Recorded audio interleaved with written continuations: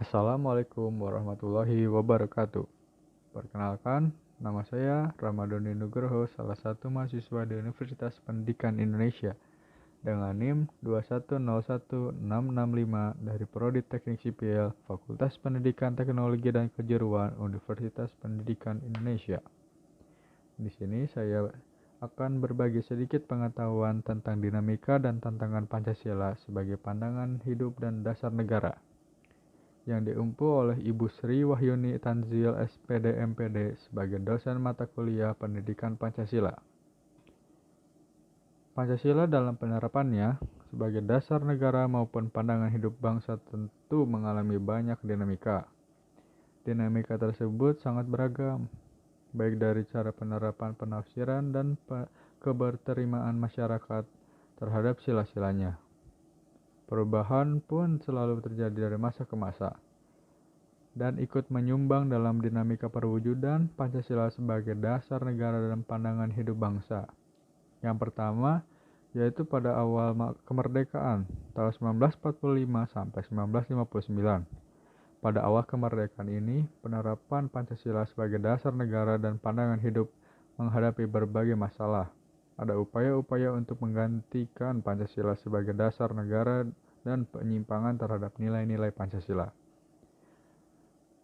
Contohnya ada pemberontakan Partai Komunis Indonesia atau PKI, ada pemberontakan Darul Islam atau Tentara Islam Indonesia, pemberontakan Republik Maluku Selatan (RMS), pemerintahan Revolusioner Republik Indonesia atau PRRI, APRA, Angkatan Perang Abtu Adil, dan masih banyak lagi. Yang kedua, masa Orde Lama 1959 sampai 1966. Periode ini dikenal sebagai periode demokrasi terpimpin. Demokrasi terpimpin merupakan sebuah sistem demokrasi yang seluruh keputusan dan pemikiran dalam pemerintahan negara berpusat pada pemimpin negara. Pemimpin negara saat itu adalah Presiden Soekarno.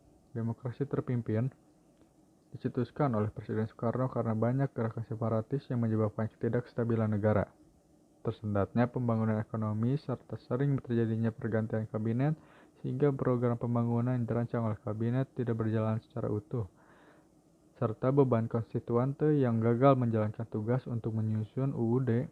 Oleh karena itu, Presiden Soekarno mengeluarkan dekret presiden pada tanggal 5 Juli 1959. Yang ketiga ada masa Orde Baru. Era demokrasi terpimpin di bawah pimpinan Presiden Soekarno mendapatkan tamparan yang keras ketika terjadinya peristiwa tanggal 30 September 1965 yang disinyalir didalangi oleh Partai Komunis Indonesia atau PKI. Pemberontakan PKI tersebut membawa akibat teramat fatal bagi partai itu sendiri yang dibubarkannya PKI dengan seluruh organisasi di bawah naungannya dan dinyatakan sebagai organisasi terlarang di Indonesia. Begitu juga dengan Presiden Soekarno yang kedudukannya sebagai Presiden Besar Revolusi dan Panglima Angkatan Perang Indonesia secara pasti sedikit demi sedikit kekuasaannya berkurang, bahkan lengser dari jabatannya sebagai Presiden. Hal tersebut terjadi karena kedudukannya. Pengumuman penyerahan kekuasaan pemerintahan kepada Jenderal Soeharto sebagai pengemban ketetapan MPRS nomor 9 MPRS 1966 pada tanggal 20 Februari 1967. Era baru dalam pemerintahan dimulai setelah melalui masa transisi dan singkat, yaitu pada tahun 1966 sampai 1968 ketika Jenderal Soeharto dipilih menjadi Presiden Republik Indonesia. Era tersebut kemudian dikenal sebagai Orde Baru dengan konsep demokrasi Pancasila sebagai visi utama pemerintahan Orde Baru ini adalah melaksanakan Pancasila dan UUD NRI tahun 1945 secara murni dan konsekuen dalam setiap aspek kehidupan masyarakat Indonesia. Yang keempat adalah masa reformasi 1998 sampai sekarang. Pada masa reformasi, penerapan Pancasila sebagai dasar negara terus menghadapi berbagai tantangan. Penerapan Pancasila tidak lagi diharapkan pada ancaman pemberontakan yang menggantikan Pancasila dengan ideologi lain, akan tetapi lebih dihadapkan kepada kondisi kehidupan masyarakat yang diwarnai oleh kehidupan yang serba bebas. Kebebasan yang mewarnai kehidupan masyarakat Indonesia saat ini meliputi berbagai macam bentuk, mulai dari kebebasan berbicara, berorganisasi, berekspresi, dan sebagainya. Kebebasan tersebut di satu sisi memicu kreativitas masyarakat, tetapi di sisi lain juga bisa mendatangkan dampak negatif yang merugikan bangsa Indonesia itu sendiri. Terdapat beberapa hal negatif yang ditimbulkan sebagai akibat penerapan konsep kebebasan yang tanpa batas, seperti munculnya pergaulan bebas, pola komunikasi yang tidak beretika, peredaran narkoba dan minuman keras, aksi anarkisme, vandalisme, sehingga memicu terjadinya perpecahan dan penurunan moral. Tantangan lain dalam penerapan Pancasila di era reformasi adalah menurunnya rasa persatuan dan kesatuan di antara sesama warga bangsa saat ini.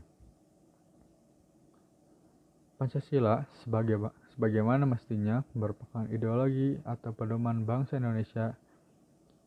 Orang yang berjasa dalam merumuskan Pancasila dijuluki The Founding Father. Mereka memiliki peran yang sangat penting dalam mewujudkan kemerdekaan Indonesia. Pancasila sebagai pandangan hidup harus diamalkan nilai-nilai kehidupannya dan dijalankan dengan penuh kesadaran yang tinggi agar terjadi keselarasan kehidupan bangsa Indonesia. Kita sebagai warga negara Indonesia sudah jelas menjadikan Pancasila sebagai pandangan hidup, sebab nilai-nilai yang tergandung di dalamnya dijadikan acuan dan teladan dalam menjalankan kehidupan yang tertata.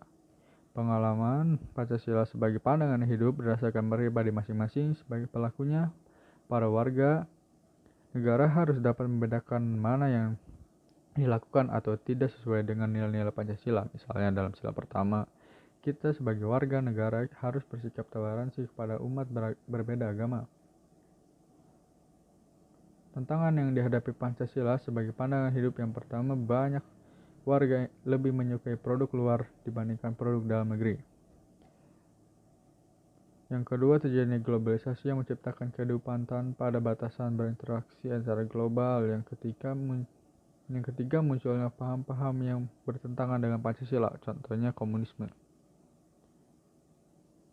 Pancasila sebagai way of life harus diaktualisasikan dengan penuh kesadaran karena untuk mewujudkannya harus membiasakan diri sebagai melalui edukasi, pembelajaran, kehidupan yang bersosialisasi dengan menerapkan Pancasila dan juga menjadikan Pancasila sebagai pandangan hidup. Tentu hidup kita akan jauh lebih tertata dan juga menciptakan keamanan serta kenyamanan antara satu dengan lainnya. Demikian penjelasan tentang dinamika dan tantangan Pancasila sebagai pandangan hidup dan dasar negara. Dari saya kurang lebihnya mohon maaf. Wabillahi taufiq wal hidayah. Wassalamualaikum warahmatullahi wabarakatuh. Sampai berjumpa lagi di tugas selanjutnya. Terima kasih.